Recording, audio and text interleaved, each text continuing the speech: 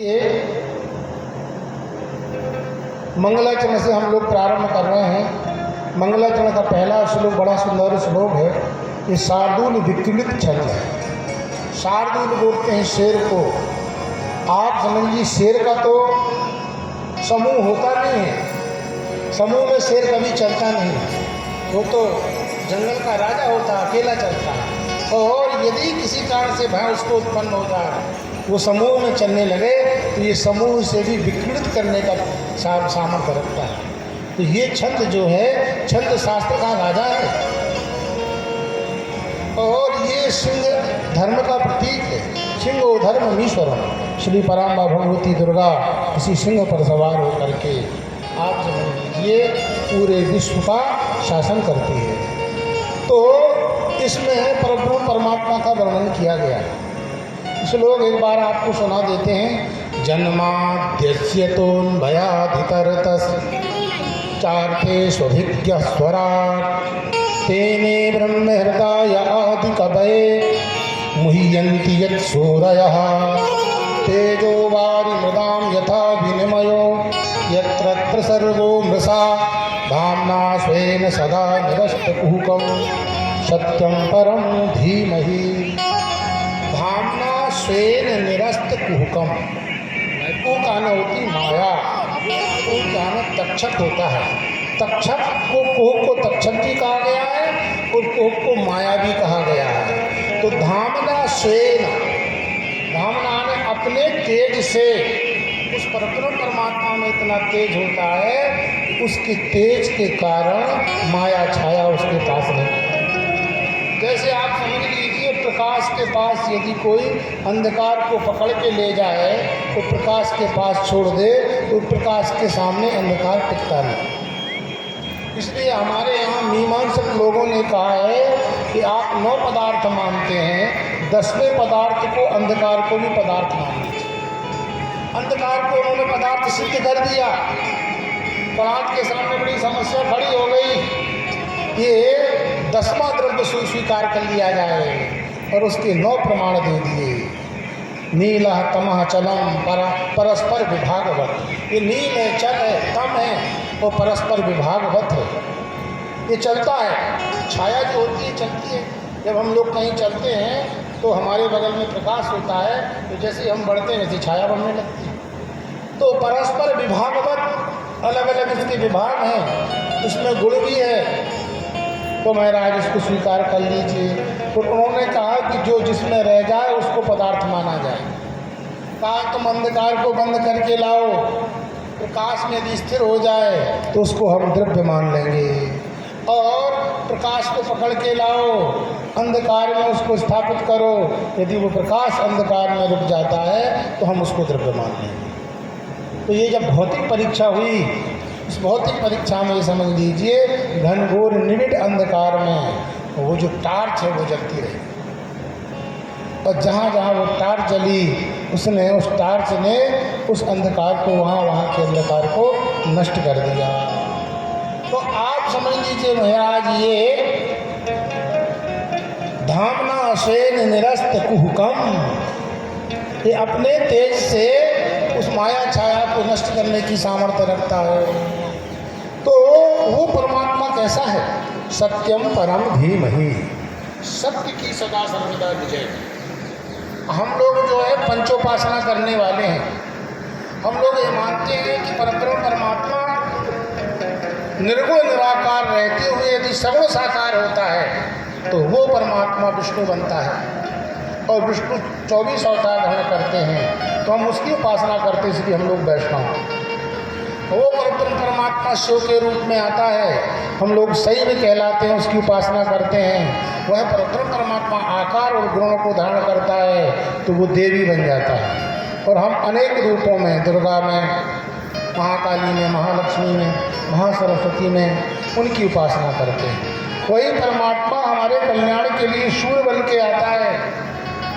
12 प्रकार के सूर्य होते हैं, हम सूर्य के रूप में उसकी उपासना करते हैं, तो हम लोग सौर कहलाते हैं। वही परमात्मा गणेश बन के आते हैं, तो 12 गणेश का वर्णन आता है, तो हम गणपति कहलाते हैं। तो महाराज ये समझ लीजिए, भगवान गुण और आकार ग्रहण करते हैं तो ये 5 देवों के रूप में ही आते हैं। तो आप छंद की वैशिष्टि ये है इसमें, इस छंद में आप सत्य की जगह कोई अन्य शब्द रख देंगे तो छंद भंग नहीं होगा। सत्यम परम धीमहि, इसकी जगह में शंभुम परम धीमहि ये भी कर सकते हैं, छंद भंग नहीं होगा। इतना सुंदर श्लोक बनाया है। और महाराज शक्तिम परम धीमहि, तब भी छंद भंग नहीं होगा, क्योंकि अंत में आप साहित्य की दृष्टि से विचार करेंगे तो सत्य में पहला सा भी गुरु है और दूसरा ता या भी गुरु है। और इसके बाद समझ लीजिए, पर के बाद राम में जो शून्य है, तो जिसमें शून्य होता है, संयुक्त वर्ण होता है, तो उसके आगे का भी गुरु हो जाता है, तो यमाता, तीनों गुरु। तो महाराज समझ लीजिए, सत्यम परम धीमहि, हम सत्य की वंदना करते हैं। सत्य सबसे श्रेष्ठ धर्म है। ये 5 उपासना करने वाले, जो विष्णु की उपासना करता है, जो शिव की उपासना करता है, जो सूर्य की उपासना करता है, जो गणेश की उपासना करता है, वो सब अपने अपने इष्ट देवता को ही सत्य मानते हैं। कोई ऐसा व्यक्ति आपको नहीं मिलेगा जो कहेगा कि मैं जिसकी उपासना करता हूँ वो सत्य नहीं। और कदाचित उसके मन में ये भावना है कि मैं जिसकी पूजन पाठ करता हूँ, जिसकी उपासना करता हूँ, वो सत्य नहीं है, तो फिर क्यों उसकी श्रद्धा हो? श्रद्धा तो एकांतिक श्रद्धा जो होती है, एकांतिक जो निष्ठा होती है, वह सत्य को लेके ही होती है। तो सारे के सारी उपासना करने वाले व्यक्ति यही मानते हैं कि मैं जिसकी उपासना करता हूँ वही सत्य है। और हमारे यहाँ ये कहा गया है, ब्रह्म का लक्षण ही है, सत्यम ज्ञानम अनंतम ब्रह्म। हमारा ब्रह्म कैसा है, हमारा परमात्मा कैसा है, कहा सत्य।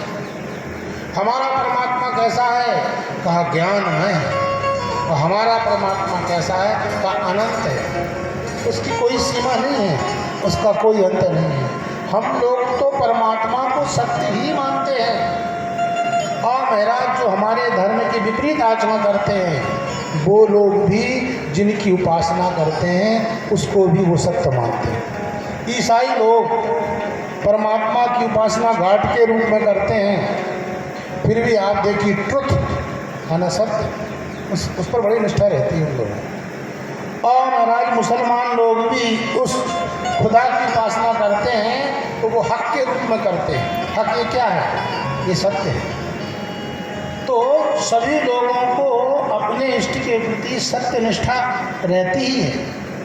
और जो इष्ट को नहीं मानते हैं, जो परमात्मा को नहीं मानते हैं, ऐसे नास्तिकों की भी सत्य पर निष्ठा होती है, वो भी सत्य को स्वीकार करते हैं। आप ये समझ लीजिए कि नास्तिक के सामने आप असत्य बोल देंगे तो वो नास्तिक इतना नाराज हो जाता है, इतना नाराज हो जाता है, जैसे कोई व्यक्ति काले सर्प के फन पर यदि डंडा मार दे और वो फुफकार मार के दौड़ता है, वैसे ही अनास्तिको दुजते जनः किम पुनः आस्तिकः। अब आप समझ लीजिए, वो ऐसा फुफकारता है जैसे काला नाग डसने के लिए दौड़ता है, काटने के लिए दौड़ता है और बड़ी तेज आवाज़ करके दौड़ता है। तो अनास्तिक व्यक्ति जो परमात्मा नहीं है की श्रद्धा पर विश्वास करता है, पर वो भी सत्य को स्वीकार करता है। तो संसार में ऐसा कोई व्यक्ति नहीं है जो सत्य को स्वीकार न करे। कहते हैं कि आप समझ लीजिए, महाभारत की कथा है, ओह शकुंतला और कर्ण का प्रसंग है। उस समय ऐसा वर्णन आता है कि आदमी यदि 100 कुआं खोदता है तो 100 कुआं खोदने का जो पुण्य प्राप्त होता है एक तालाब से मिल जाता है। 100 कुआं मत खोदिए, एक तालाब बना दीजिए, क्योंकि कुआं से पानी निकालना कठिन होता है, संसाधनों के अधीन होता है, किंतु तालाब के लिए पानी निकालेंगे तो उसके लिए बड़ी सरलता होती है। तो 100 कुओं के पुण्य के बराबर एक तालाब का पुण्य होता है। तो हमारा 100 तालाब खोदने से जो पुण्य प्राप्त होता है वो एक यज्ञ करने से प्राप्त हो जाता है। का जो पुण्य प्राप्त हो जाता है वो एक पुत्र के उत्पन्न हो जाने से हो जाता है। यदि एक धार्मिक पुत्र हो जाए आपका तो आपने स्वयज्ञ कर लिया। और महाराज हजारों पुत्र प्राप्त करने से जो पुण्य प्राप्त होता है वो एक सत्य बोलने से प्राप्त हो जाता है। आप समझ लीजिए हजारों अश्वमेध कीजिए आप, उन हजारों अश्वमेध का जो पुण्य होगा, और महाराज समझ लीजिए पूरी पृथ्वी मंडल में जितने तीर्थ हैं सारे तीर्थों में अवगाहन का जो पुण्य प्राप्त है, और महाराज जो चारों वेद है वांगमय भगवान का जितना स्वरूप है और उसके अनुशीलन करने का जो पुण्य है वो तीनों का पुण्य इकट्ठा करके यदि आप तराजू में रखेंगे तो आप तोलने पर बराबर भी हो सकता है और बराबर नहीं भी हो सकता। इसलिए सत्य के समान कोई दूसरा धर्म नहीं है। सत्या सत्य ना छोड़े, सत्य छोड़े पथ जाए, सत्य की बांधी लक्ष्मी फिर मिलेगी। तो महाराज सत्य के समान कोई दूसरा धर्म नहीं है। धर्म न दूसर सत्य समाना, आगम निगम पुराण बना। तो धर्म न दूसर सत्य समाना, सत्य के समान कोई दूसरा धर्म नहीं है। सत्य ही सबसे श्रेष्ठ धर्म है, सत्य ही सबसे उत्तम धर्म माना जाता है। आखिर सत्य आप समझ लीजिए है क्या? सत्य किसको बोलते हैं? यदि हम लोग व्याकरण की दृष्टि से जाएंगे तो सत्य दो धातुओं से मिलकर बनता है। सत्य बोलते हैं अस धातु, अस सत्तायाम होती है, और इन गत्यर्थक धातु दो धातुओं के मिलने से सत्य बनता है। सत्य अस धातु का रूप है और यह जो है इन गत्यर्थक धातु का रूप, तो दोनों के मिलने से सत्य बनता है। सत्य का अर्थ क्या हुआ? का संततम आयाति प्रत्यायति गम्यति सत्यो। जो वस्तु जैसी है वो वस्तु वैसी दिख जाना सत्य। जो जैसी वस्तु है वैसी अनुभव हो जाना सत्य है। वैसा जो अनुभव हो जाए वैसे दिख जाना वही सत्य है। और सत्य का दूसरा अर्थ है सत्यम अस्मात् सत्सु तायते सत प्रभवम भवति। सत्य का मतलब ये है कि बड़े बड़े महात्मा जो होते हैं उन महात्माओं के पास जाकर के आदमी योजना बना के जाए कि हम झूठ बोलेंगे, किंतु चाह करके भी झूठ नहीं बोलते। तो क्या मतलब हुआ कि सज्जनों के वृतांत को भी सत्य बोलते हैं। जो सज्जन लोग होते हैं उनका एक छाता होता है, उनका एक आभा मंडल होता है, उनका एक विजडम होता है। उस आभा मंडल के जैसे ही आप प्रवेश करेंगे तो चाह करके मैं झूठ बोल रहा हूँ नहीं बोल पाएंगे, और महाराज सत्य ही बोलेंगे। हमारे पास बहुत सारे लोग आते हैं जो कुछ दिखाने के लिए, और फिर बता देते हैं कि महाराज बात तो ऐसी है, आप तो क्या झूठ बताना, आप तो महात्मा आदमी हो। ये बात है। तो वो महात्मा का जो आभा मंडल है उस आभा मंडल को भी सत्य कहा जाता है। सत्य क्या है? कहा सत्य ये जो बात हृदय में है वही बात वाणी में होना चाहिए। जो बात वाणी में है वही बात हृदय में होना चाहिए। हृदय की बात जब बाहर निकलती है तो उसके माध्यम को वाणी बोलते हैं। कोई भी व्यक्ति अपने भाव का संप्रेषण बिगर वाणी के नहीं कर सकता है। यदि वाणी नहीं होगी तो अपने अंदर की बात कैसे बताए? जैसे गूंगा व्यक्ति है, गूंगा जब गुड़ का स्वाद लेता है तो किसी से व्यक्त नहीं कर सकता कि गुड़ में क्या स्वाद है। तो गूंगे के गुड़ के स्वाद के समान वैसे ही हमारे अंदर क्या भाव है, क्या हमारा विचार है, क्या हमारी सोच है, वो आप समझ लीजिए वाणी से ही अभिव्यक्त होती है। परत्र स्वबोध संक्रांतये वाक् उक्ता।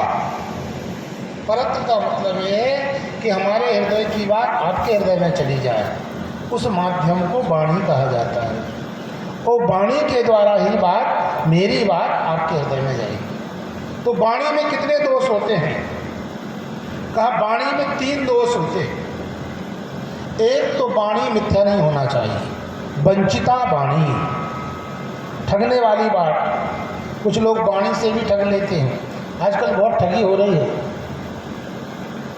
मोबाइल में बड़े बड़े मैसेज आते हैं, उनसे लोगों को ठग के ले जाते हैं। तो वाणी ऐसी होना चाहिए जिसमें वंचना ना हो।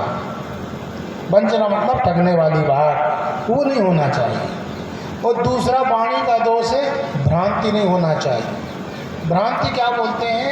उभय कोटि ज्ञान को भ्रांति बोलते हैं। जैसे हमारे यहाँ जकोना लगा देते हैं खेत में किसान लोग। उस जकोने का मतलब ये है कि जानवर समझता है कोई आदमी खड़ा है, तो वो खेत में फिर घुसता नहीं। जकोना तो जो जैसा नहीं है वैसा अनुभव हो जाना। उभय कोटि ज्ञान पुरुषम व स्थाणु व इति प्रतीति। ये पुरुष का स्थाणु है, ये स्थाणु के पुरुष है। ऐसी जो प्रतीति होती है वो वह कोटि ज्ञान होती है। और तीसरा दोष होता है प्रतिपत्ति शून्यता। बहुत कठिन कठिन शब्द नहीं बोलना चाहिए। इतने कठिन नहीं बोलना चाहिए कि सामने वाले निश्चित ना कर पाए कि इसका क्या अर्थ है, और आप कह के चले जाए। एक बार दिवाकर शास्त्री थे, तो दिवाकर शास्त्री काशी में स्वामी करपात्री जी महाराज के साथ वहाँ दक्षिण देश की यात्रा में निकले। तो उन्होंने कहा कि देखो अपन को दक्षिण में जाना है, या तो तमिल भाषा का प्रयोग करना पड़ेगा, या इंग्लिश का प्रयोग करना पड़ेगा, या संस्कृत का। तो तमिल हम लोग जानते नहीं हैं, इंग्लिश हम लोगों से बनती नहीं है, संस्कृत जानते हैं और 24 घंटा संस्कृत बोलना है, तो बड़ी ध्यान देना पड़ेगा, अशुद्धि ना हो। विद्वान तो अशुद्धि पकड़ता है। विद्वान के संबंध में कहा गया है कि व्याकरण का जो विद्वान होता है वो बहेलिए के समान होता है। बहेलिया बन करके अपशब्द को दौड़ाता है तो अपशब्द भाग जाता है। अपशब्द यानी अशुद्धि भागती है, तो वो अशुद्धि कोई गड्ढे को, कोई गह्वर को देख करके छुप जाती है। नहीं तो क्या बहेलिया पीछे किया रहता है।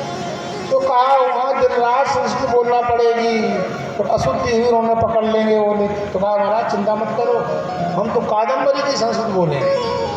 तो कादम्बरी की जो संस्कृत बोलता है वो पहले निश्चित ही नहीं कर पाता कि शब्द किस लिंग का है, और पुल्लिंग में का स्त्रीलिंग में। लिंग ही जब निर्धारण नहीं कर पाता है तो शुद्ध अशुद्धि की तो बात तब आएगी। तो महाराज समझ वकील लोग इस ढंग से घुमा के लिखते हैं कि आदमी समझ नहीं पाता है और उनका काम बन जाता है। तो प्रतिपत्ति शून्यता, तो सवाणी न वंचिता स्यात्, वो वंचिता नहीं होनी चाहिए। और भ्रांति वा प्रतिपत्ति शून्यता वा, और भ्रांति वाली नहीं होना चाहिए, उभय कोटि ज्ञान वाली नहीं होना चाहिए, और महाराज वंचिता नहीं होना चाहिए। वंचिता वाणी का लक्षण आप देखना महाभारत में आता है। अश्वत्थामा हतः नरो कुंजरोवा, तो ये वंचिता वाणी का प्रयोग किया गया है। और महाराज समझ लीजिए द्रोणाचार्य जी को इस वाणी के द्वारा ठग लिया गया। तो वाणी के 3 दोष होते हैं। ये वाणी में 3 दोष नहीं होना चाहिए। यदि इस वाणी में 3 दोष होंगे तो आपकी वाणी सत्य नहीं हो सकती है। ये वाणी सत्य तब होगी जब ये 3 दोषों से रहित होगी। दूसरी बात यह है कि वाणी सत्य तब होगी जो बात हृदय में होगी वही मुख में होगी, जो मुख और हृदय में होगी वही हाथ में होगी, क्रिया में होगी, तब आपकी वाणी सत्य साबित होगी। अच्छा, वाणी का एक और गुण है। अच्छा, गुण क्या होना चाहिए वाणी में? का वाणी में एक गुण होना चाहिए कि वो किसी वाणी से भी किसी की हिंसा नहीं होना चाहिए। यदि वाणी से हिंसा हो जाएगी तो वाणी तो खतरनाक है। आप देखो, कहते हैं शेर और शेरनी दोनों मिल जाए आपको तो शेर छोड़ देगा आपको, पर शेरनी छोड़ने वाली नहीं है, शेरनी आक्रमण कर देगी। ऐसे ही बाण और वाणी दोनों मिल जाए आपके पास तो बाण छोड़ देगा आपको, आपके शरीर में घाव करेगा, कुछ दिन के बाद घाव भर जाएगा।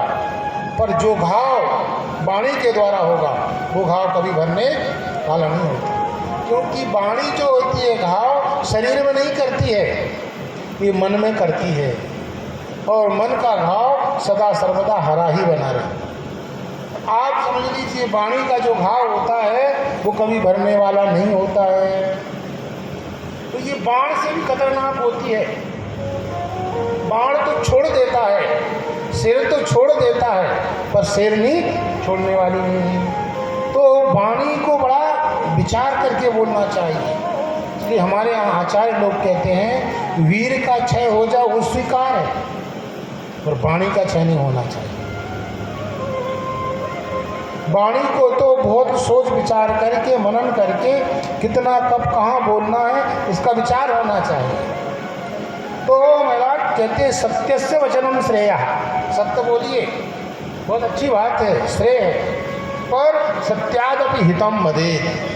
पर दूसरी शर्त है कि सत्यादपि हितम वदेत्, वो सत्य हितप्रद होना चाहिए। यद भूतितम अत्यंतम एतत् सत्यम मतम ममो, जो भूतों का हित जिसमें छुपा हो वो सत्य ही, वो वाणी ही सत्य होगी। तो वाणी कैसी होना चाहिए?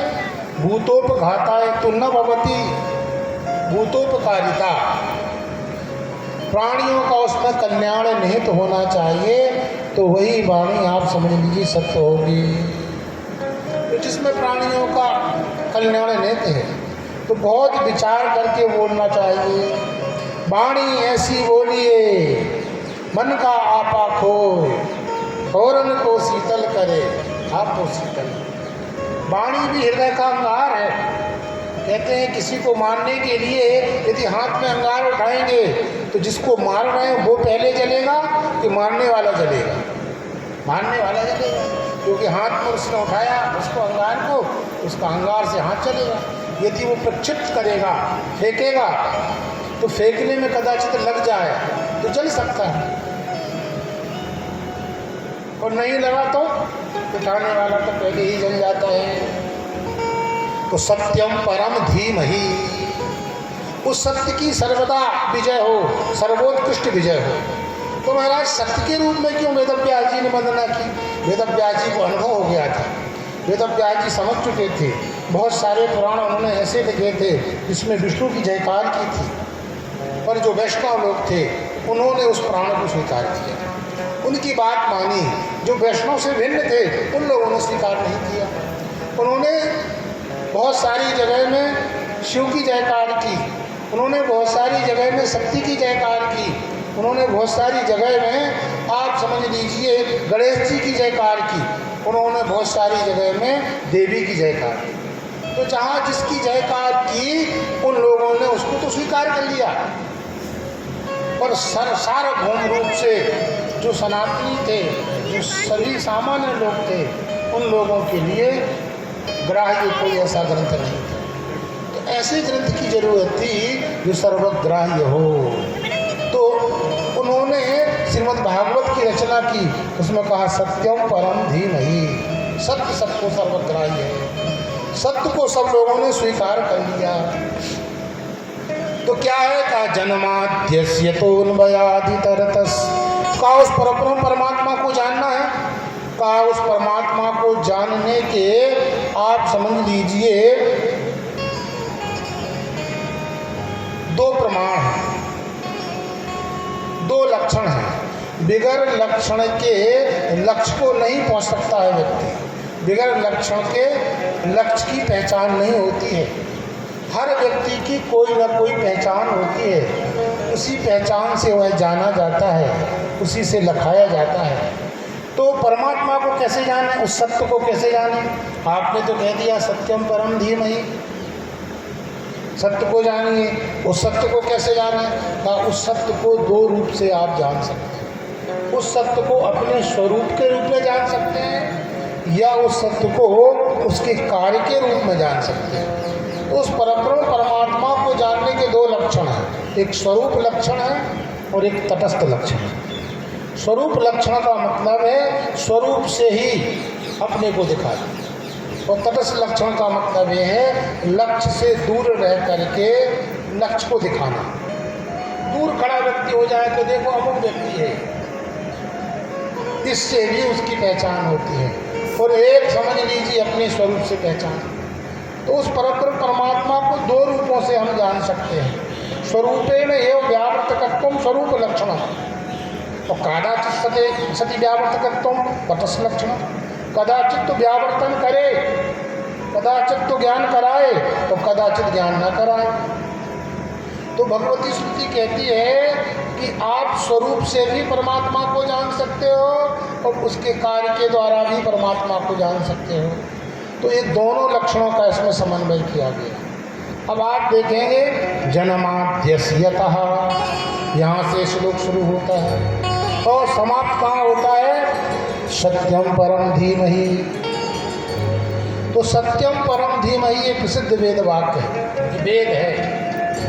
और महाराज एक ऐसा वेद है कि केवल ऋग्वेद नहीं है, चारों वेदों में गायत्री मंत्र दिया गया है। ये गायत्री मंत्र का चतुष्पाद है, चौथा पाद है, और ये सब कहीं लिया गया है। और जब श्लोक आरंभ होता है तो जन्माद्यस्यतः, ये जन्माद्यस्य ये ब्रह्म सूत्र है। परमात्मा को प्राप्त करने के 3 मार्ग हैं। उन 3 मार्ग में 2 मार्ग तो यहीं रख दिए गए। एक तो आप समझ लीजिए प्रस्थानत्रय, प्रस्थानत्रय में ब्रह्म सूत्र आता है और प्रस्थानत्रय में उपनिषद आता है। उपनिषद मतलब वेद, और प्रस्थानत्रय में गीता आती है। तो महाराज समझ लीजिए संपुटित है इससे सूत्र से और श्रुति से, श्रुति से और सूत्र से। ये सूत्र से आरंभ होता है, श्रुति पर समाप्त हो जाता है। तो ये जो भागवत है ये समझ लो कि श्रुति और सूत्र रूप है। अब आप देखेंगे इसमें कि जन्माद्य से शुरू होता है, ये है वेदांत जन्माद्य। तो वेदांत का एक नियम है कि अधिकारी होना चाहिए। जो व्यक्ति 10वीं पढ़ना चाहेगा उसको 9वीं पास होना अत्यंत आवश्यक है। जब तक वो 9वीं कक्षा उत्तीर्ण नहीं होगा तब तक वो 10वीं में जा नहीं सकता है। तो अधिकारी होना चाहिए। तो वेदांत का कौन अधिकारी है? कहा वेदांत का अधिकारी है जो नित्यानित्य वस्तु का विवेक कर चुका हो। तो साधन चतुष्टय संपन्न प्रमाता ही वेदांत का अधिकारी है।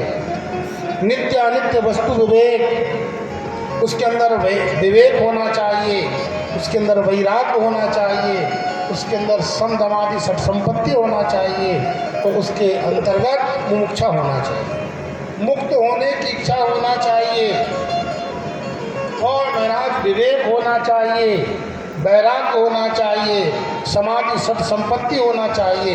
वही वेदांत का अधिकारी है।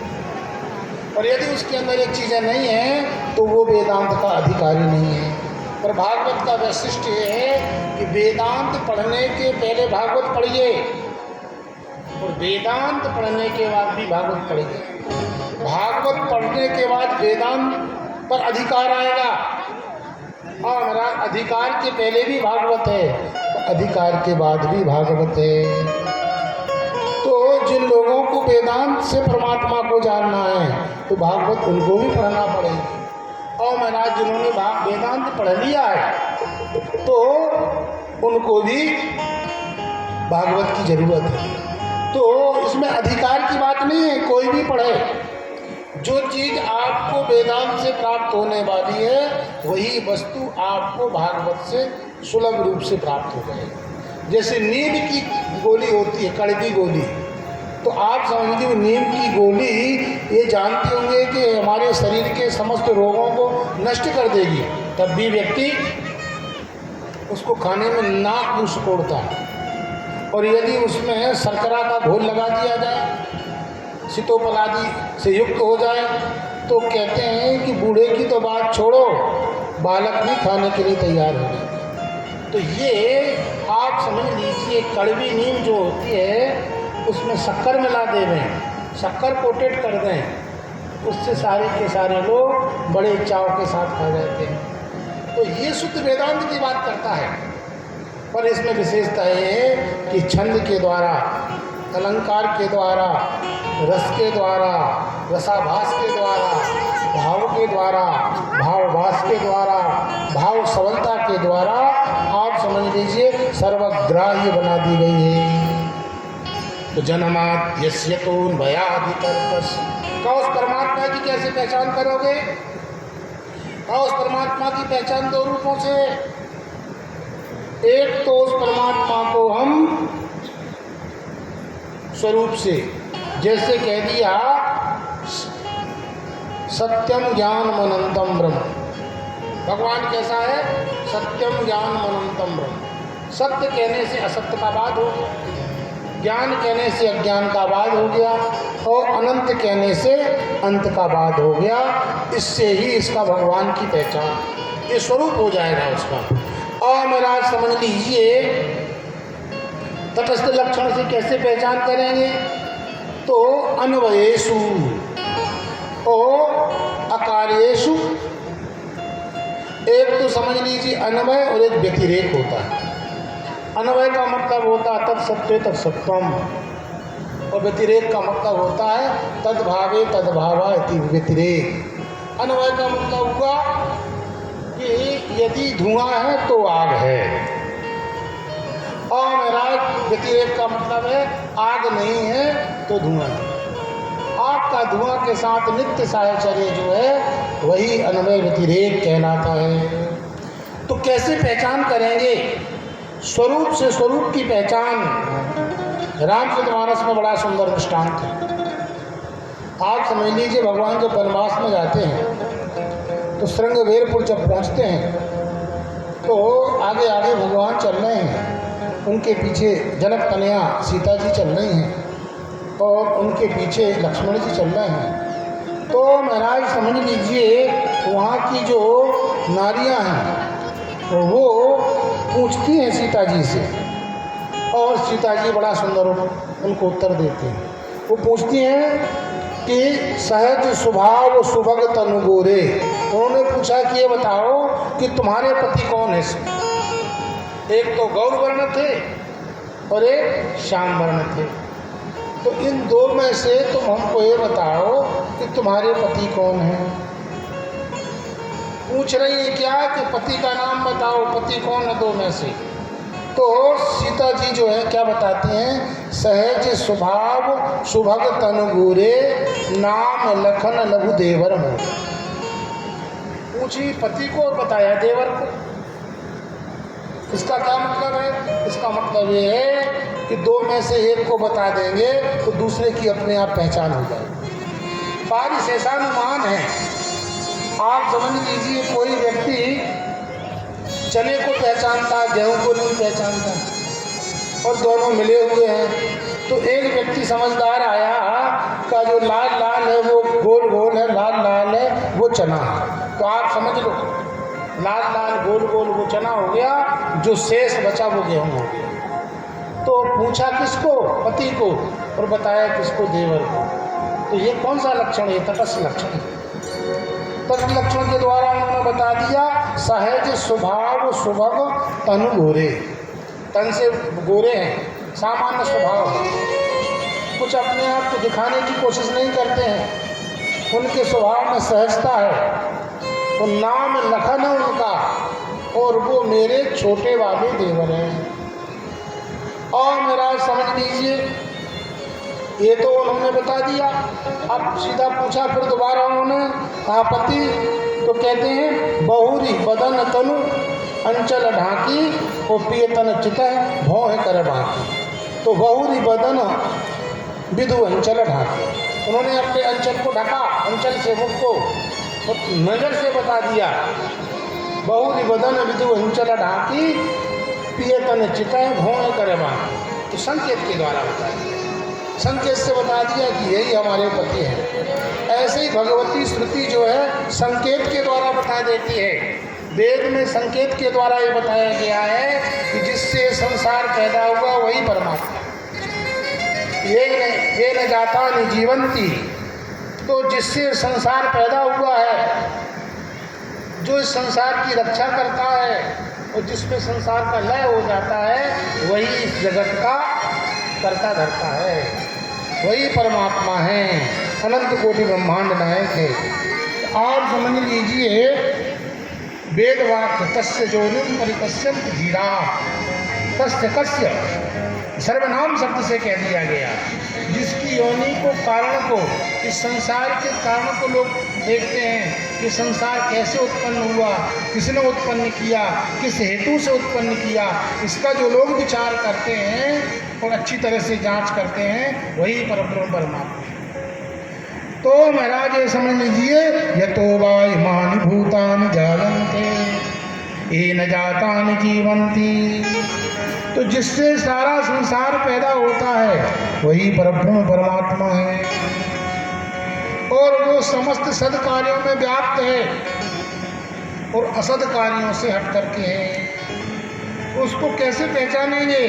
अर्थे सुभिज्ञ, संसार को पूरे को जानता है। जिसने संसार की रचना की है वो तो संसार की प्रत्येक वस्तु को जानता है। तो कहा इसकी रचना तो ब्रह्मा जी ने की है, तो ब्रह्मा ही इसके कर्ता धर्ता है। कहना तेने ब्रह्म हृदय आदि कवये, तो ब्रह्म हृदय, उसने ब्रह्मा को भी ज्ञान दिया है। वो ब्रह्मा ने सृष्टि नहीं की है, ये ब्रह्मा के बाप है। ब्रह्मा के बाप ने सृष्टि की है, क्योंकि ब्रह्मा को भी बनाने वाले हुए हैं। तो अंत में ब्रह्मा को बनाने की भी शिक्षा दी है। तो कहा तुम्हारा परमात्मा कैसा है? तुम्हारा परमात्मा मिट्टी के समान है या कुम्हार के समान है? कुम्हार का मतलब होता है निमित्त कारण, और मिट्टी को बोलते हैं उपादान कारण। देखो ऐसा है, बिगर मिट्टी के घट नहीं बन सकता। यदि आप घट बनाने जाएंगे तो मिट्टी चाहिए, तो और मिट्टी उस घट में अच्छी तरह से अनुस्यूत होती है, बिल्कुल दिखती है। बनाने वाला बदल सकता है, पर बनने वाली वस्तु कैसे बदलेगी? तो कहा देखो हमारा परमात्मा तो आप ये समझ लीजिए मिट्टी के भी समान है और कुम्हार के समान भी है। बनाने वाला भी है और बनने वाला भी है।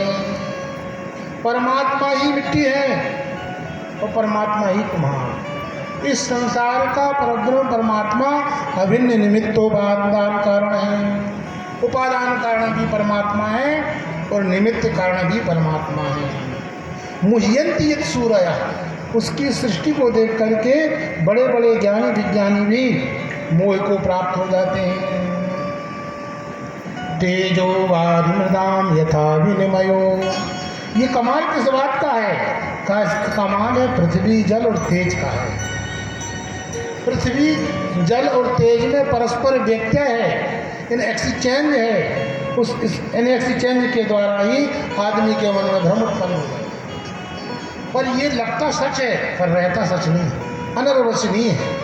अनर्वचनीय मतलब ये है कि जड़ में क्रिया नहीं रहती है, पर जड़ का आधार यदि चैतन्य होगा उसमें क्रिया होगी। जैसे कोई हाथ में थाली रखे और थाली में पानी रहे और पानी हिले तो आदमी कहे कि जल क्रिया कर रहा है। जल तो जड़ है, क्रिया नहीं करेगा, और उसके अधिकरण जो है उसमें क्रिया है।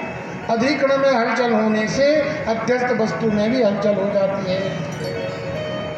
तो तीन प्रकार का सर्ग है, एक भूत सर्ग है, एक इंद्रिय सर्ग है, एक देव सर्ग है। सर्वप्रथम क्या है? इंद्रियां बनाई गई, इंद्रियों के देवता बनाए गए और पंचमहाभूत बनाए गए। तो ये तीनों सर्ग मृषा है। मृषा का मतलब है सच भी है और सच नहीं भी है। अमृषा सत्य है। अमृषा सत्य है कि अधिष्ठान की दृष्टि से हम विचार करेंगे तो मिथ्या है, और अध्यस्त की दृष्टि से विचार करेंगे तो ये मिथ्या नहीं है, अमृषा। तो ये दोनों चीज़ों में है। कैसे है महाराज? यत्र सर्गो मृषा, तीनों सर्ग अमृषा है। और महाराज धामना स्वेन सदा निरस्त कुहुकम सत्यम परम धीमहि। और महाराज धामना स्वेन निरस्त कुहुकम, कुह का न अविद्या, कुह का न माया, जिसके तेज से माया छाया नष्ट हो जाती है, वही हमारा परब्रह्म परमात्मा है। सत्यम परम धीमहि, ऐसे परमात्मा सत्य स्वरूप परमात्मा की सदा सर्वदा जय और विजय हो। अच्छा ठीक है, बात है आपने मंगलाचरण कर दिया, तो कहते हैं मंगलाचरण का मतलब होता है धीरे धीरे आगे की ओर बढ़ना।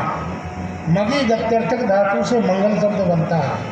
जो सोपान क्रम से उन्नति की ओर ले जाए वो मंगल होता है, सर्वदा अभ्युदय करने वाला होता है। तो महाराज ये बताइए कि बिगर उद्देश्य के मूर्ख की भी प्रवृत्ति नहीं होती है, तो ये ग्रंथ हम क्यों पढ़ें, इसमें क्या वैशिष्ट है, ये हमको आपको बताना होगा। तो ऐसी जो बात बताई जाती है वो आप समझ लीजिए अनुबंध चतुष्टय कहा जाता है। अनुबंध चतुष्टय का मतलब ये है कि ग्रंथ किसके लिए लिखा गया है, क्यों लिखा गया है और इसका फल क्या होगा और पढ़ने वाला कौन है, अधिकारी कौन है। तो विषयश्च संबंधश्च अधिकारी प्रयोजनम बिना अनुबंधनम मंगलादौ नैव शस्यते। विषयश्च संबंधश्च अधिकारी च प्रयोजनम, विषय संबंध अधिकारी और प्रयोजन, ऐसा अनुबंध कहलाता है। अनुबंध का मतलब होता है अनुबंधनाति ज्ञानेन प्रेरयति, अपने ज्ञान को किसी एक विषय में लगा देना, अनुबंधनाति। ज्ञानेन प्रेरयति, अपनी प्रवृत्ति को कहीं प्रयोजित कर देना। प्रवृत्ति प्रयोजक ज्ञान विषयत्वम अनुबंधत्वम। तो वो अनुबंध है, वो चार चीज़ें हैं, विषय संबंध अधिकारी और प्रयोजन। जब तक ये चार चीज़ें नहीं जान ली जाती हैं तब तक व्यक्ति की प्रवृत्ति उसमें होती नहीं है। तो महाराज क्या ज़रूरत है 18,000 श्लोक भागवत के लिखने की, वो बताइए। उसके संबंध में दूसरा श्लोक आता है, वो कहते हैं धर्मः प्रोज्झित कैतवोत्र परमो निर्मत्सराणां सतां वेद्यं वास्तवमत्र वस्तुसविदं तापत्रयोन्मूलनं श्रीमद्भागवते महामुनिकृते किं वा परैरीश्वरः सत्यो हृद्यवरुध्यते कृतिभिः शुश्रूषुभिस्तत्क्षणा। तो कहा शुश्रूषुभिः तत्क्षणा, उसी क्षण आपको मुक्त कर देगा। तो महाराज ये बताइए कि क्यों पढ़ें, कहा धर्म के ज्ञान के लिए आपको भागवत को श्रवण करना चाहिए। धर्म के ज्ञान के लिए तो कहा देखो आपने 17 पुराणों की रचना की, जय संहिता की रचना की है, वेदों का विभाग किया है और ब्रह्मसूत्र आदि की रचना कर दी है। उस ब्रह्मसूत्र में भी धर्म का वर्णन है, जय संहिता में भी धर्म का वर्णन है। और मेरा क्या अन्य पुराणों में आपने धर्म का वर्णन नहीं किया? कहाँ किया है, उन पुराणों में हमने धर्म का भी वर्णन किया है। पर महाराज इस धर्म में उस धर्म में क्या अंतर है, क्या इस धर्म में उस धर्म में अंतर है? आप समझ लीजिए ये सिद्ध धर्म है। सिद्ध धर्म का क्या लक्षण है? धर्म महाप्रोज्जित कैतवोत्र, कैतव बोलते हैं माया को। इस धर्म में एक दोष है, उन धर्मों में दोष क्या है? फलाभिसंधि। कोई यदि हम काम करने जाते हैं उस काम के बदले में कुछ ना कुछ चाहिए। आप समझ लीजिए आपकी भैंस गुम जाए, और भैंस गुम जाए तो उन्होंने कहा देखो हनुमान जी के पास गए और भगवान हनुमान जी से प्रार्थना की तो महाराज हमारी भैंस मिल जाएगी, तो 1.25 पाव लड्डू घी के बने हुए हम आपको चढ़ाएंगे। अब आप सोचो 1.25 पाव लड्डू के लिए हनुमान जी आपकी भैंस खोजें, और हनुमान जी भैंस खोजने के लिए निकले, दिन भर उन्होंने भैंस खोजी और भैंस नहीं मिली आपकी, तो आप उनको लड्डू नहीं देंगे। और एक लेबर लगाएंगे आप और उसको कह देंगे कि महाराज देखो तुम खोज के लाओ, शाम तक जब वो आएगा उस खोजने वाली वस्तु उसको नहीं मिलेगी तो उसकी मेहनताना देनी होगी कि नहीं देनी होगी? उसकी मजदूरी देते हैं। और भगवान को मजदूरी भी नहीं देते, उनको मजदूरी इसी शर्त में दी जाएगी जब भैंस मिल जाएगी। इसको बोलते फलाभिसंधि कामना। एक फूल पानी से निकाल के चढ़ाएंगे तो 25 कामना लग जाएंगे, ये भी हो जाए, ये भी हो जाए, ये भी हो जाए, ये भी हो जाए। एक पंखा लगा देंगे तो उसमें समझ लीजिए पंखी के नीचे भी नाम और पंखी के ऊपर भी नाम। अब बताओ ऊपर नाम लिखा था कौन लगा? फिर भी छोड़ने वाले नहीं हैं, वहाँ भी लिख देंगे रामाधार जी द्वारा प्रदत्त। तो महाराज ये फलाभिसंधि है, इसलिए हमारे यहाँ पुरुषार्थ चतुष्टय है। इन पुरुषार्थ चतुष्टय में 3 में दोष है। अपध्यान मलो धर्मो मलो अर्थस्य निगूहनम संप्रमो मला कामो भूयस्तद्गुण वर्धिता। तो अपध्यान को बोलते हैं, आप समझ लीजिए, मल है, धर्म का मल है, धर्म की गंदगी है। धर्म की गंदगी क्या है? कामना। कोई आप काम करेंगे तो कुछ ना कुछ उसमें इच्छा लगा देंगे। आप बताओ, परमात्मा ने इतना सुंदर शरीर दिया है आपको, इस शरीर की कोई कीमत नहीं है। आप समझ लीजिए इसकी किडनी अनुपमय है, अनन्वय है। जैसी किडनी आपको मिली है प्रकृति में दूसरी किडनी कोई बनाने वाला नहीं है। जैसी आपको परमात्मा ने आँख दी है वैसी प्रकृति में दूसरी आँख बनाने वाला कोई नहीं। आपको जैसा लीवर दिया है वैसा लीवर बनाने वाला इस कोई कंपनी भारत में पूरे विश्व में नहीं। अब आप समझ लो, कोई कंपनी का आप काम करते हैं, वो आपको 1 लाख रुपए महीना देती है, तो कितने घंटा काम लेती है? 8 घंटा काम देती है। एक कमरा दे देती है, गाड़ी दे देती है। तो परमात्मा ने इतना सुंदर शरीर दिया है, उससे आपने पूछा नहीं क्यों दिया, किस लिए दिया? इतना सुंदर अनन्वय है जिसका, अमूल्य शरीर आपको दिया है, तो कोई ना कोई बड़ा काम होगा उसका। वो काम तो पूछना चाहिए, तो हुजूर क्या आज्ञा है, मुझे क्या काम करना है, ये हमारा आपका दायित्व है। तो महाराज समझ लीजिए, ये भागवत में जो धर्म का व्याख्यान है वो शुद्ध धर्म की बात की गई है। धर्म प्रोचित कई तबोत्र प्रोज्झिता उज्झिता त्यक्ता, सारी कामना छोड़ दी गई। हम शुद्ध धर्म की बात करेंगे। हम ये भी नहीं चाहेंगे भगवान हम आपकी कथा सुन रहे तो हमको मुक्त कर देना, ये भी नहीं चाहेंगे। मुक्ति की भी कामना ही तो है। इसलिए जो सही भक्त होते हैं वो कभी मुक्ति की कामना नहीं करते। वो तो यही चाहते हैं कि सदा सर्वदा हमको सत्संग प्राप्त होता रहे। तो महाराज समझ लीजिए, जो भगवान के अच्छे भक्त होते हैं वो सदा सर्वदा भगवान की ही कथा की कामना करते हैं। धर्म प्रोज्झित कई तबोत्र परमो निर्मत्सराणाम शताम। तो कहा महाराज, ये धर्म जो आप बता रहे हैं बहुत शुद्ध चीज़ है जो लोग पचा नहीं पाते। ये बहुत शुद्ध हमारे मतलब की नहीं है। तो कहा किन के मतलब की है? कहा निर्मत्सराणाम शताम। तो जो मात्सर्य दोष है, जिनका मात्सर्य दोष निकल गया है, निर्मत्सर हो गए हैं, उनके काम 6 प्रकार के दोष होते हैं: काम, क्रोध, लोभ, मोह, मद और मात्सर्य। तो इसमें कहते हैं एक से अधिक बलशाली है। काम से अधिक बलशाली क्रोध है, काम क्रोध से बलशाली मद है, और काम क्रोध मद से बलशाली मोह, काम क्रोध लोभ और उससे बलशाली मद, उससे बलशाली लोभ और उससे बलशाली मद, उससे बलशाली मात्सर्य। जो सबसे अधिक बलवान है वो मात्सर्य है। मात्सर्य का मतलब होता है मत सदृशम भवितुम ना रहती, तुम मेरे समान नहीं हो सकते हो। अभिमान होता है आदमी के अंदर, मेरे समान तुम नहीं हो सकते हो। तो ये मात्सर्य दोष जाता नहीं है। कहते एक बार की बात है कि समुद्र का मेंढक कुआं में आ गया। कोई बहुत बड़ी लहर आई, लहर से पानी बाहर आया, और जैसे पानी बाहर आया उससे मेंढक कुआं में आ गया। अब कुआं के मेंढक ने देखा, अरे ये तो मेरे यहाँ आ गया। तो कहा तुमने कभी इतना पानी देखा? समुद्र के मेंढक से कुआं का मेंढक पूछता है, कभी इतना पानी देखा? कहने हमने तो बहुत बड़ा पानी देखा। कहना नहीं, हो ही नहीं सकता, तुम देख ही नहीं सकते इतना पानी, संसार में इतना पानी है ही नहीं है। कहना नहीं, इससे बड़ा पानी है। तो कहा देखो संसार में कितना पानी है। तो उस मेंढक ने उस जगह से छलांग मारी तो कुआं के दूसरे कोने में गिरा। कहा इससे अधिक तो पानी है ही नहीं। खूब मंडूक।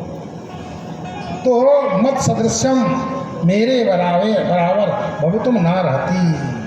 ये मत्सर, ये अंदर की मच्छर है लोग कहते हैं। कुछ लोग व्याख्या करते हैं एक बाहर की मच्छर होती है, एक अंदर की मच्छर होती है। बाहर की मच्छर जो होती है काटने पर बैठी रहेगी तो हाथ मार दो तो मर जाती है। ये मच्छर तो हाथ मारने से बढ़ जाती है, ये घटने वाली नहीं है।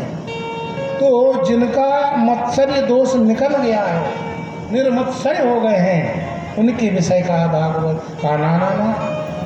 ये तो सर्वेषां जनानां कृते, सभी के कल्याण के लिए है।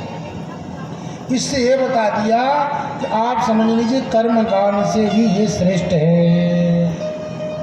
निर्मत्सराणां सतां वेद्यं वास्तवमत्र वस्तु सुहृदम्। वेद्य माने जानने योग्य है। किससे जानोगे? का इसके द्वारा आप वास्तव वस्तु को जानोगे। वास्तव वस्तु क्या है? आप समझ लीजिए वस्तुनः अंशः जीवः, वस्तुनः कृति संसार और वस्तुनः छाया माया। तो वस्तु के तीन अंश हैं। वस्तु बोलते हैं परब्रह्म परमात्मा को। उस परब्रह्म परमात्मा को एक तो समझ लीजिए जीव है, उसी से आता है। उसी परब्रह्म परमात्मा से संसार आता है, उसी परब्रह्म परमात्मा से माया आती है। ये चार तत्व हो गए। एक तो परमात्मा, जीवात्मा, माया और आप समझिए संसार। इसलिए चतुश्लोकी भागवत में चारों की बात की गई। तो महाराज समझ लीजिए वस्तुनो वंशः, तो इन तीनों को इससे ग्रहण किया जाएगा। इन तीनों को अच्छी तरह से जो ज्ञान करा दे वास्तव, वो वास्तव वस्तु वेद्य है। तो इस भागवत के द्वारा आप अच्छी तरह से उस परब्रह्म परमात्मा को जान लोगे, उसके अंश जीव को जान लोगे और महाराज समझ लीजिए उसकी माया को जान लोगे और उसकी संसार की कृति को जान लोगे। वेद्यं वास्तवमत्र वस्तु सुहृदम् तापत्रयोन्मूलनम्। और तीनों प्रकार के तापों का उन्मूलन करने वाली है। तीन प्रकार के ताप कौन है? आध्यात्मिक, आदि भौतिक और आधिदैव। तो आत्मानम् अधिकृत यद् जायते तत् आध्यात्मिकम्। आत्मा को अधिकृत करके जो उत्पन्न होता है वो आध्यात्मिक ताप होता है। तो आध्यात्मिक ताप कैसे होगा? आत्मा में तो कोई ताप होता नहीं है, पर आत्मा जिनसे जुड़ी है, जिनके पास ठहरी हुई है, जिनके पास बैठी हुई है, उनमें जो कष्ट होता है। तो आत्मा सबसे नज़दीक, आत्मा के नज़दीक कौन है? तो आत्मा के नज़दीक चिदाभास है, बुद्धि है। बुद्धि में यदि कोई विकलता हुई तो बुद्धि का कष्ट आत्मा का कष्ट हो गया। मन में कोई विकलता हुई तो मन का दुख आत्मा का दुख हो गया। उपचार है ये तो। और महाराज समझ लीजिए इंद्रियों की विकलता, कोई आँख काना हो गया, कोई बहरा हो गया, कोई लंगड़ा हो गया, कोई लूला हो गया, तो परस्पर उपचार के रूप में जिसमें जो आत्मा उसमें बैठी है उसी का ये दोष मान लिया जाएगा, उसी की वह न्यूनता मान ली जाएगी। तो उससे जो उसको कष्ट हुआ, आँख न रहने से जो उसको दुख हुआ, न सुनने से जो दुख हुआ, न बोलने से जो दुख हुआ, ऐसे प्रकार के दुख को आध्यात्मिक दुख बोलते हैं। और दूसरा कौन सा है? भूतान अधिकृत यद् जायते। भूत पंचभूत, चित्त जल पावक गगन समीरा। तो कभी कभी बहुत अधिक वर्षा होती है तो भी पीड़ा हो जाती है, और वर्षा नहीं होती तो पीड़ा हो जाती है। तो जो भूतों के द्वारा कष्ट होता है वो भौतिक, तो महाराज वो ताप। और देवान अधिकृत यद् जायते दैविकम। देवताओं के द्वारा राहु किसी को लग गए, किसी को शनि लग गया, किसी को चुड़ैल लग गई, किसी को डांकनी लग गई, किसी को सांकनी लग गई। तो ये भूत प्रेत से जो कष्ट हो रहा है, ग्रहों से जो कष्ट हो रहा है, ये देवताओं का कष्ट। देवान अधिकृत यद् जायते। तो ये तीन प्रकार के दुख होते हैं, आध्यात्मिक, आदि भौतिक और आदि दैविक। ये तीनों प्रकार के ताप से आप मुक्त होना चाहते हो तो श्रीमद् भागवत की शरण में आ जाइए। ये तीनों प्रकार के तापों से भागवत आपको मुक्त कर देगी। तापत्रयोन्मूलनम। उन्मूलन का मतलब ये है कि वृक्ष को काटते जाएंगे तो उसमें सुंदर सुंदर कॉपर निकलती जाएंगे, और यदि आप चाहें कि इसमें कॉपर ना निकले तो उसको जड़ से ही उखाड़ना होता है, उन्मूलन करना पड़ता है उसका। तो महाराज समझ लीजिए यदि उन्मूलन चाहते तापों का तो भगवान ब्रजेंद्र नंदन पूर्ण परब्रह्म परमात्मा की बांगमयी मूर्ति का दर्शन कीजिए और अपने काम रूपी मंदिर में उनको स्थापित कर दीजिए, तभी आपका कल्याण है। श्रीमद् भागवते महामुनि कृते, श्रीमद् भागवते महामुनि कृते यहाँ महामुनि का सुधर स्वामी ने अर्थ वेदव्यास जी नहीं किया है, महामुनि का अर्थ किया नारायण, क्योंकि ये ज्ञान नारायण से प्रारंभ हुआ है, तो महामुनि कृते। तो महाराज महामुनि ने किया इस ज्ञान को, किम वा परैरीश्वरः सत्यो हृदय वरुध्यते कृतिभिः शुश्रूषुभिः तत्क्षणा। आप ये समझ लीजिए भागवत का ये वैशिष्ट है कि भागवत में सुनूंगा, श्रोतुम इच्छत भी एवं हृदय हरि अयते, मैं भागवत सुनूंगा, ऐसा यदि आपने संकल्प कर लिया, इस संकल्प करने मात्र से भगवान आकर के हृदय में विराजमान हो जाते और रुध्यते, अवरुद्ध हो जाते, विचार करते हैं कि तब तक भगवान नहीं भक्ति, जब तक भगवान की कथा नहीं सुनता है। तो एक आदमी हमसे बोला कि महाराज भागवत तो कभी नहीं सुनना। बोले क्यों? क्योंकि सुनने के पहले सुनने की इच्छा से भगवान विराजमान हो जाते हैं, और यदि सुन लेंगे हम तो भगवान भाग जाएंगे। हमने कि भागेंगे, तुम चिंता मत करो, तुमको भी ले जाएंगे, तुम भी उन्हीं के साथ चले जाओगे, तुम भी भागवत में हो जाओगे, तुम भी भगवान बन जाओगे। नीम की नमक की पुतली समुद्र में जाती है, ताल ठोकती है, वो कहती है मैं समुद्र का पता लगा के आऊँगी, जब वो जाती है तो स्वयं समुद्र हो जाती है, फिर कौन बताएगा किसको? तो आप समझ लीजिए जिसने भागवत का श्रवण कर लिया, आप समझ लीजिए वही भागवत हो गया। और जब वो भागवत हो गया तो कौन किसको बताने के लिए आएगा?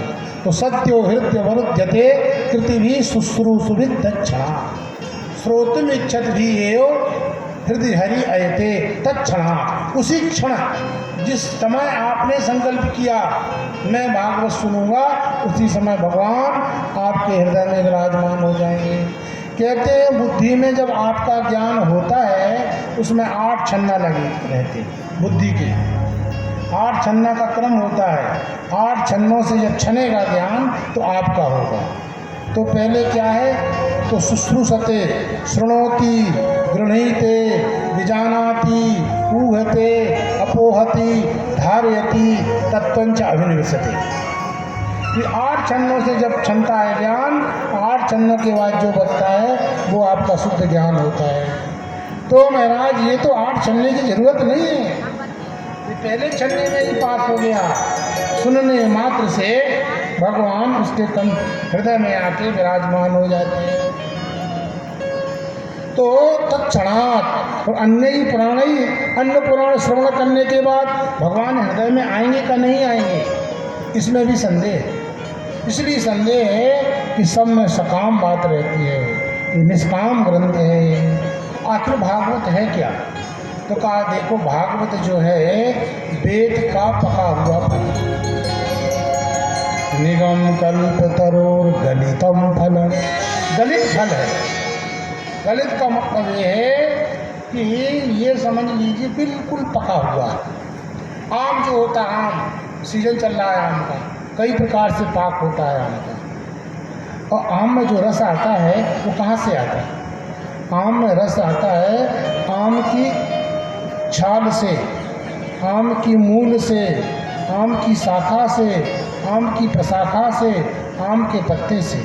अर्थात ये समझ लीजिए शाखा, प्रशाखा, मूल, स्कंद और पर्ण सबका जो रस है वो संग्रहित होकर के फल बन जाता है। तो ऐसे ही भागवत जो है समस्त वेदों का सार है। और ये सार कैसा है कि सुपक्व है, अच्छी तरह से पका है, दाल में पका है। एक तो क्या है कि जब अंध चलती है ना, तो अंध चलने से फल गिर जाते हैं, आम के फल, और गिर जाते हैं नीचे, उनमें चोट लग जाती है, जहाँ चोट लगती है वहाँ सड़ जाता है, उससे इस जगह पक जाता है। एक पाक वो होता है, एक पाक आम में होता है कि आप समझ लीजिए कि गिराने वाला जो होता है डाल को हिलाता है, तोड़ लेता है और पार रख देता है, तो 4-5 दिन में उसको गर्माहट में वो पक करके लाल लाल पीले पीले हो जाते हैं। तो आजकल तो ऐसा है कि बिल्कुल कच्चे फल तोड़ लिए जाते हैं और डिब्बे में बंद करके कुछ केमिकल डाल देते हैं तो वो पक जाता है। ये केमिकल से नहीं पका है, और महाराज ये समझ लीजिए अंध से नहीं पका है फल। और ये फल जो है दाल से पका है, ये डर पका है, दलपक है। दलपक मतलब दाल में ही पका है। और इस फल की विशेषता ये है कि इसमें श्री सुखदेव जी के तुंड का स्पर्श किया गया। तोते की विशेषता होती है कि तोता जो फल बिल्कुल पका होता है, मीठा होता है, उसमें अपनी चोंच मारता है। उसकी बुद्धि में बड़ी फर्क होती है। कुछ लोग कहते हैं कि तोता जिसमें चोंच मार दे वही फल मीठा हो जाता है। अब जैसा भी हो, तोते की चोंच में मिठास हो या फल में हो, पर फल तो जब तुंड से स्पर्श होता है तोते की, तो महाराज वो मीठा ही होता है। और तुंड के स्पर्श से गिरा हुआ है, पतित है। तो निगम कल्प तरुर गलितम फलम सुख मुखाद अमृत द्रव संयुतम। श्री सुखदेव जी के अमृत से ये युक्त हो गया है। पिबत भागवतम रसमालयम। ये रस है, दो बात कह दी, ये फल भी है और रस भी है। रस भी है, रसम फलम फलम रसम। तो ये द्वितीय है, समानाधिकरण संबंध है। ये फल भी रस भी है। तो महाराज फल नहीं कहना चाहिए था, रस ही कहना चाहिए था, क्योंकि इसमें कुछ भी त्याज्य अंश नहीं है। कहा देखो यदि हम इसको रस बोलते, फल ना बोलते, तो ये जब ऊपर से गिरता ना तो मिलने वाला नहीं था। गिलास में रस भर के आप समझ लीजिए, वहाँ से छोड़िए वृक्ष में चढ़ करके एक गिलास उसका जूस, क्या बोलते हैं, आम का जूस, आम का सेक, जब आप जमीन में छोड़ेंगे तो कुछ मिलेगा कि नहीं मिलेगा? कुछ नहीं मिलेगा। यदि हम इसको रस बोल देंगे तो मिलने वाला नहीं है, आप लोग अपात्र हो जाएंगे। तो महाराज हमारी पात्रता कैसी रहे? तो इसको फल कहना पड़ेगा। ये फल है। फल का क्या अर्थ हुआ? था फल में तो दोष आ जाएगा। हाँ दोष आ गया। क्या दोष आ गया? तो इसमें गुठली और छिलका आ गया। कुछ ना कुछ ऐसा अंश है जिसको छोड़ा जाता है, ये त्याज्य अंश हो गया। तो त्याज्य अंश इसलिए कहा गया है कि यदि इस त्याज्य अंश को लेकर फल नहीं बोलते तो इसके पतन को लेकर जब ये जमीन में आता, भूमि में पतित होता, आप समझ लीजिए मिलने वाला नहीं था। तो फल कहा गया है कि स्वयं एव पतितम न तो पातितम। ये स्वयं पतित हुआ है, पातित नहीं किया गया है। तो सबसे बड़ी शाखा से गिरा। वो शाखा कौन थी? नारायण की शाखा थी। उस शाखा से आया और महाराज फिर दूसरी शाखा में जाकर स्पर्श किया। वो दूसरी शाखा ब्रह्मा की थी। फिर इसके बाद तीसरी शाखा में आया, चौथी में आया, और शाखा शाखा का स्पर्श करते अंत में अंतिम जो नीचे की शाखा थी श्री सुखदेव जी महाराज की, उस शाखा को स्पर्श करके भूभू पतिता। ये पातित हुआ गिरा है, इससे क्या चाहते हो आप? ये फल जैसे ही जमीन में आया, इससे जो चाहिए ले लीजिए। किसी को द्वैत चाहिए, द्वैत मिल गया। किसी को अद्वैत चाहिए, किसी अद्वैत मिल गया। किसी को ज्ञान चाहिए, ज्ञान मिल गया। किसी को भक्ति चाहिए, भक्ति मिल गया। किसी को मोक्ष चाहिए, मोक्ष मिल गया। और किसी को संसार चाहिए, उसको संसार मिल गया। जो जिसको चाहिए, क्योंकि ये क्या है? निगम कल्प तरोर गलितम फलम। ये कल्प तरु है। कल्प तरु का मतलब कल्पम संकल्पम राति ददाती थी। जो संकल्प हमने किया है, कल्पम संकल्पम राति ददाती, जो हमने संकल्प किया है कि हमको अमुक चीज़ मिल जाए, अमुक चीज़ मिल जाए, वो सारी चीज़ आपको मिल जाएगी। इसलिए कल्प तरु, कल्प वृक्ष। कल्प वृक्ष की विशेषता है कि आप जो जो चीज़ें उसके नीचे जाकर मांगेंगे तो वो देगा।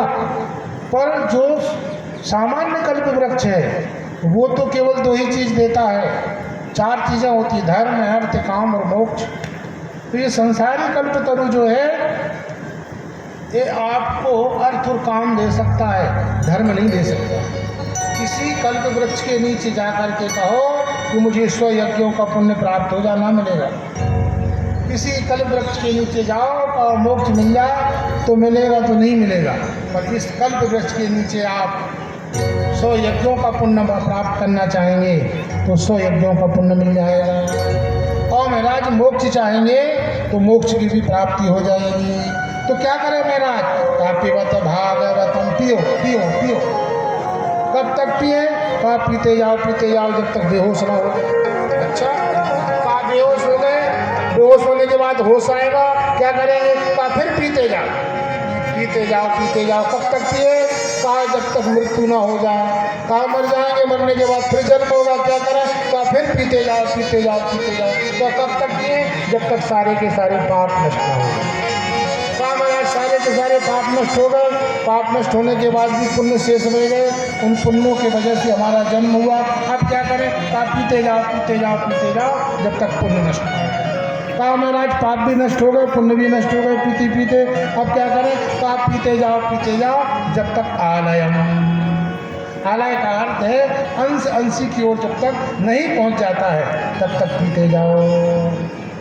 तो आप समझ लीजिए पानी की बूंद जब पहाड़ में गिरती है तो उसकी कामना समुद्र से मिलने की है, और जब तक समुद्र नहीं मिलता है तब तक वो चलती रहती है। ऐसी जीवात्मा की जो कामना होती है उसका जो है परम पुरुष ईश्वर अंशी है। जब तक परमात्मा की उसको प्राप्ति नहीं होती है जब तक तो उसकी जीवन यात्रा चलती रहती है।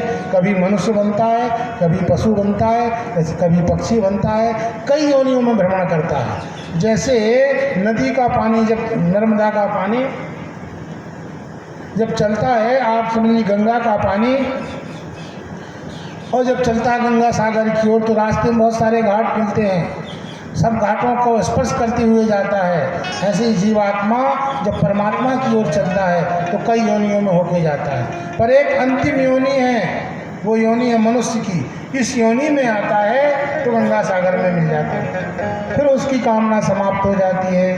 तो आप पीते जाओ कब तक? आलयम। जब तक आलय हमारा घर हमको प्राप्त नहीं हो जाता है तब तक पीते जाए। कहा महाराज कौन पिए? कहा जो रसिक हैं वो पान करें। कौन पिए? जो भगवान के भक्त हैं वो पान करें। तो रसिक भी पान करें और महाराज समझ लीजिए भावुक भी पान करें। पिबत भागवतम रसमालयम मुहुरहो रसिका भावुका। बोलिए वृंदावन बिहारी लाल की जय।